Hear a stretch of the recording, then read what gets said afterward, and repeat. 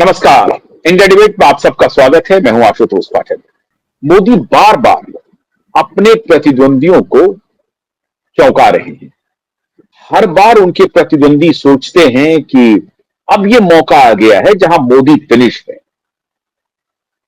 और कई बार उनका नैरेटिव इतना शानदार चलते रहता है कि आम जन को कभी कभी भय भी हो जाता है। क्या ठीक ठीक ये लोग कह रहे हैं।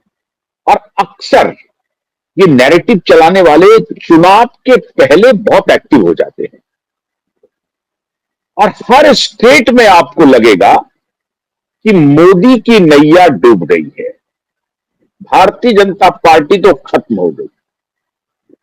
याद कीजिए, लोकसभा चुनाव के बाद जब प्रतिद्वंदी को लगा, प्रतिपक्ष को लगा, ऐसे कह लें, जब उनको लगा कि लोकसभा चुनाव में हमने मोदी के रथ को रोक दिया, अब की बार 400 पार के नारे को हमने लाकर के 240 पर रख दिया, तो उसके बाद प्रतिद्वंदी बहुत उत्साहित हो गए। और उसके बाद तो एक नैरेटिव चलने लगी हरियाणा में कि सुपड़ा साफ हो गया। याद होगा आपको, एक बड़े मशहूर सिफोलॉजिस्ट थे, आजकल कांग्रेस के करीबी हो गए हैं, मैं बड़ी इज्जत करता हूं उनका, योगेंद्र यादव जी हैं।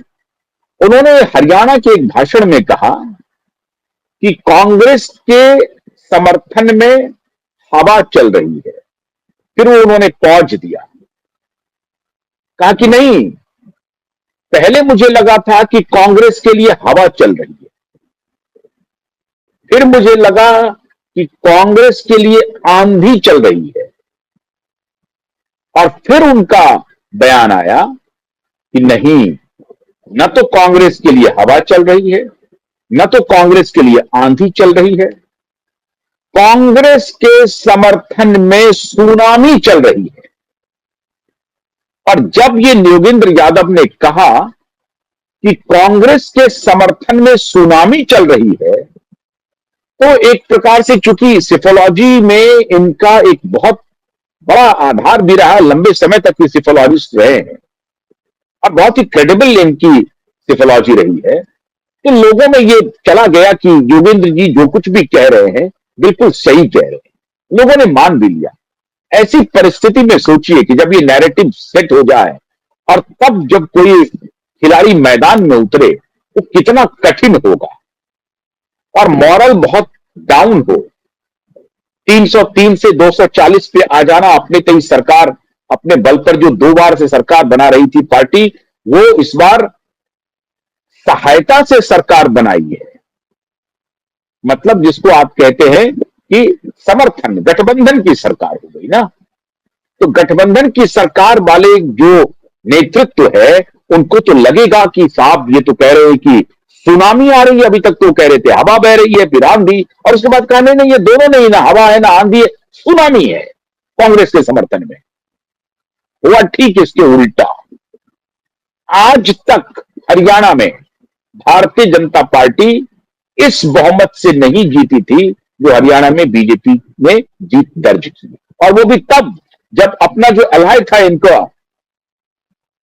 जयंत की पार्टी का, अपने एलाय को तोड़ करके, जो चौटाला के परिवार के लोग थे उनको तोड़ करके अपने बल पर चुनाव लड़ा, मुख्यमंत्री को बदल करके 11 आवर में, और हरियाणा में जीत भूतो न भविष्यति हासिल की भाजपा ने। वही हुआ महाराष्ट्र में, वहां भी वही कहा गया कि बीजेपी तो खत्म हो गई, मुख्यमंत्री का वहां लड़ाई चल रहा था, लेकिन बीजेपी ने महाराष्ट्र में भी ऐतिहासिक विजय हासिल की। बिहार में भी वही नैरेटिव सेट करने की कोशिश की। बीच में एक प्लेयर आए, प्रशांत किशोर, और प्रशांत किशोर बीच में इस तरह से आगे बढ़ रहे थे, बल्कि अभी भी मैदान में हैं, वो मैदान से हटे नहीं है, लेकिन ऐसा प्रतीत होता है कि शायद प्रशांत ने सरेंडर कर दिया है, और मुकाबला अब एनडीए और महागठबंधन के बीच में है। और महागठबंधन की हालत मित्रों ये है कि उनको किसी दुश्मन की जरूरत है ही नहीं। रहा सहा जो भी रही सही कसर थी, ये कांग्रेस के इतने बड़े नेता माननीय श्री राहुल गांधी जी ने पूरी कर दी। छठ के पावन मौके पर जो राहुल गांधी जी का बयान आया, जो घाट पर नरेंद्र मोदी जी गए थे, उसको लेकर के कहा कि ये ड्रामा है, नाटक करते हैं, वोट के लिए नरेंद्र मोदी स्टेज पर नाचने लगेंगे।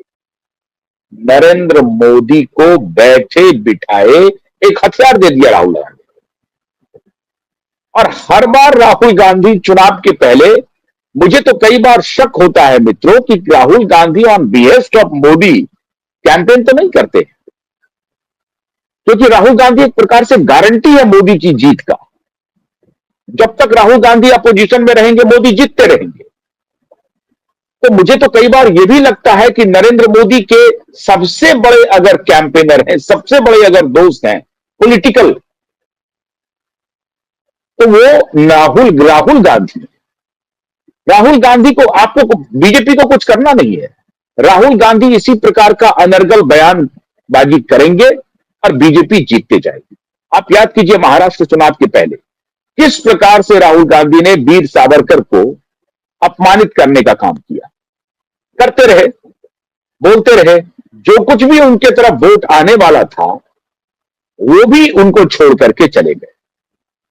उनका अलाय उद्धव ठाकरे कहते रहे कि साहब ये सावरकर के बारे में आप अनाप शनाप मत बोलिए, आपको गलतफहमी है। सावरकर को एक बहुत बड़ा वर्ग महाराष्ट्र में देवता मानता है और आप उन्हें माफी वीर माफी वीर माफी वीर ये कह रहे हैं। खुद उनके अलाय सावरकर का नाम ले लेकर के जिंदा रहते हैं ये जो उद्धव ठाकरे हैं। ये सब कहते रहे, लेकिन राहुल गांधी माने नहीं। वो सावरकर को एंटेगोनाइज करते रहे और हश्र क्या हुआ ये सबने देख लिया विधानसभा चुनाव में। अब राहुल गांधी यहां आए और छठ पूजा के में जो शिरकत किया नरेंद्र मोदी ने, उसको इन्होंने इशू बना दिया और उसको कंपेयर कर दिया ड्रामा से, नाटक से, नाच से। वीडियो वायरल होना शुरू हो गया तेजस्वी यादव के डांस का। यादव जो नृत्य कर रहे हैं, वो नृत्य वाला जरा वीडियो जरा सर्च करके निकालिए। सड़क पर तेजस्वी यादव जो नृत्य कर रहे हैं, सीख रहे हैं डांस, उसका वीडियो वायरल हो गया। एक तरफ राहुल गांधी का वो स्पीच चल रहा है और दूसरी तरफ सड़क पर जो ये डांस कर रहे हैं रात को, सीख रहे नौजवानों के साथ, वो वीडियो चल रहा है। ये वायरल हो गया, चारों तरफ वायरल हो गया। अब इसका जवाब कौन दे? अब ये जो कथनी है और करनी है, इसमें मेल किसका हो गया? इनके पार्टी के पार्टनर का हो गया, तेजस्वी यादव का हो गया। और लोग उनके ऊपर टूट पड़े साहब। और फिर बहुत बहुत बहुत सारी आपत्तिजनक बातें भी कही गई परिवार के बारे में मैं उसका जिक्र यहां पर करना अनुचित मानता हूं। लेकिन राहुल गांधी ने सेल्फ गोल कर लिया। अब नरेंद्र मोदी इसको मुद्दा बना चुके हैं कि ये कह रहे हैं कि हम ड्रामा करते हैं, नाटक करते हैं। अब वो कह रहे हैं कि ये महिलाओं का अपमान है, 13 करोड़ जनता का अपमान है। राहुल गांधी को समझ में आता नहीं है कि छठ महापर्व